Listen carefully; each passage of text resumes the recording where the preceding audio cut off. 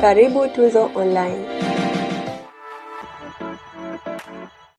Na tukizingatia kuna nguli wa michezo anaitwa Maradona aliwahi kusema kwamba mpira wa miguu ni kama maisha.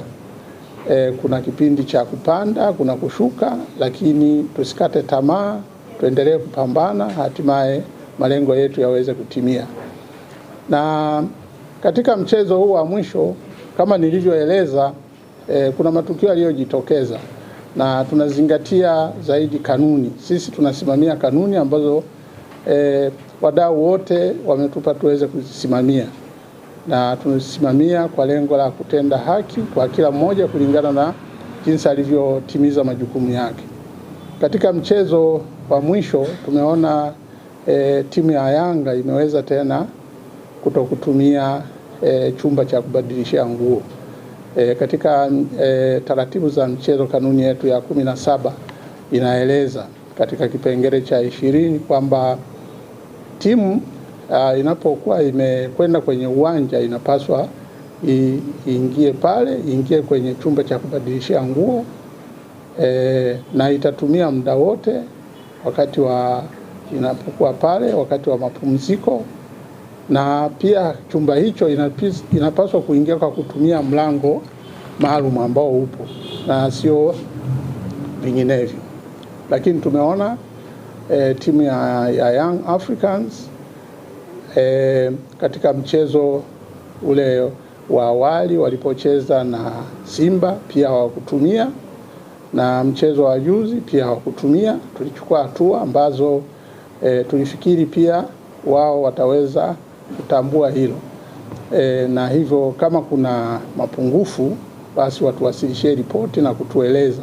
Sasa sisi kama wasimamizi wa kanuni tumeona kwamba huenda wana sababu za msingi ambazo wao wanazifahamu, na hivyo ingekuwa vema waweze kuzitoa kwenye kamati husika, kamati inayoshughulikia maadili, ili kamati hiyo iweze kuona uzito wa sababu zinazowafanya wasitumie dressing room. Na hii ni kwa sababu kiwanja ambacho hawatumii ni kimoja tu ambacho ni cha Isamuyo, na kiwanja hicho kinamilikiwa pia na jeshi. Kwa hiyo tumeona ni vema viongozi wakuu wa klabu ya Young Africans, rais wa klabu hiyo Engineer Hersi pamoja na CEO Andre Mtine waende kwenye kamati ya maadili waweze kuwasilisha sababu zao za msingi za timu yao kutokutumia hizo dressing room.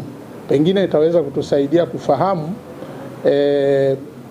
mapungufu ambayo wao wanayaona ni ya msingi, pamoja na kwamba tulitarajia kabla ya kuchukua uamuzi huo waweze kutoa taarifa hizo kwa bodi ya ligi, kwa sababu kwanza wanaanza kwa kutafuta eneo nje ya kiwanja. Kwa hiyo maana yake ni mpango unaanza muda, lakini hawatoi taarifa kwetu. Kwa hiyo tunashindwa kuelewa sasa kwamba wanabaini lini kwamba hiyo dressing room ina mapungufu. Kwa hiyo pengine wanaweza kusaidia kwa namna hiyo, lakini tutoe wito tu kwamba ni vizuri hizi kanuni tuweze kuzizingatia kwa ajili ya maendeleo ya mpira wetu, hasa tukitambua kwamba ligi yetu ni ligi muhimu na ina viwango vya juu na inaangaliwa kimataifa. Kwa hiyo vitendo tunavyovifanya ni vizuri tukaangalia vina athari, sio kwa kufikiria tu labda bodi ya ligi au TFF, vinakuwa na athari pia kwa ligi yote nzima katika Afrika, kwa sababu vingine vinatafsiriwa tofauti. Nafikiri tumeona matukio mengine ambayo yalijitokeza kama ya goli la Chama yalivyofanya tukaona kwamba kumbe dunia inaangalia. Kwa hiyo ni vizuri tukatambua kwamba yote tunayoyatenda yatendwe katika kufuata kanuni, na kwa sababu mpira ni taaluma. Kwa hiyo ni vizuri kuzingatia kanuni za kitaaluma ambazo kila mwanataaluma anapaswa kuzifuata. Kwa hiyo sambamba na hilo pia katika adhabu ya awali Young African pia ilipewa adhabu kwa sababu ya kutokutumia dressing room, ilitozwa shilingi milioni 30, na hili ni kosa sasa la kujirudia. Kwa hiyo kwa kuzingatia kanuni ambazo zipo, kamati ya uendeshaji na usimamizi wa ligi iliyoketi jana imepitisha kwamba katika adhabu ya sasa klabu ya Yanga itapaswa kulipa shilingi milioni 100 kama adhabu au faini kwa makosa ambayo ni ya kujirudia. Kwa hiyo nitoe wito kwa watu wote tunaoshughulika na mpira kuhakikisha tunasimamia vema kanuni, na sisi bodi ya ligi na TFF kwa ujumla tupo kwa ajili ya kuwatumikieni. Kwa hiyo ni vizuri kama kuna jambo lolote ambalo unaona kwamba litaathiri mafanikio ya klabu au mafanikio yoyote, ni vizuri kulitolea taarifa kwetu ili sisi tuweze kuchukua hatua.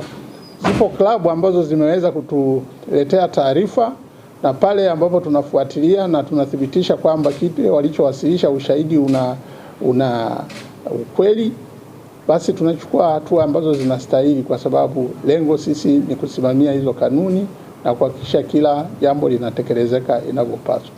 Kwa hiyo kwa kifupi leo niliona niongelee haya ili niweze kuwafahamisha kwamba masuala mbalimbali na kutoa shukrani kwa watu wote tulioshirikiana na kuomba pia tuendelee kushirikiana katika msimu unaofuata. Asanteni sana.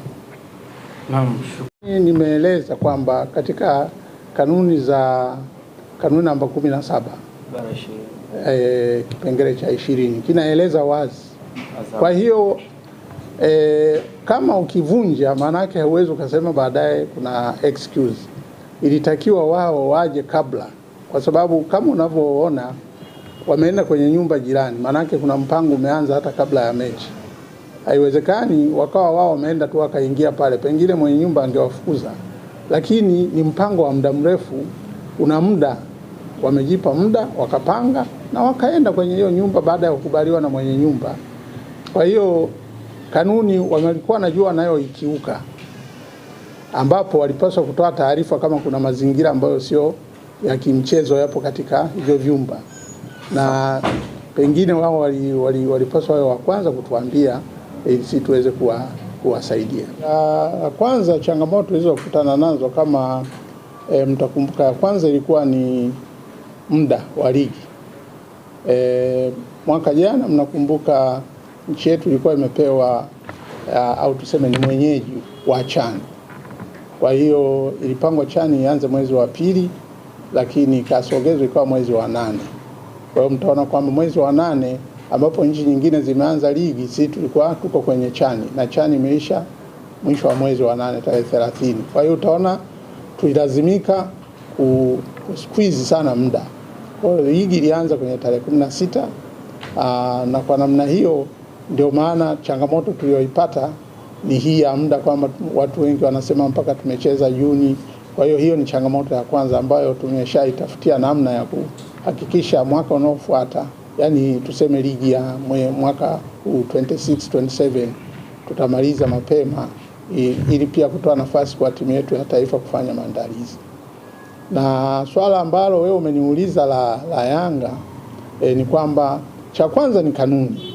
Kanuni hizi zimekuwa shared kwa mtu yoyote, na tunajua kwamba hizi klabu zinaongozwa na watu wenye weledi, wenye elimu na wanaoweza pia kuchambua vizuri.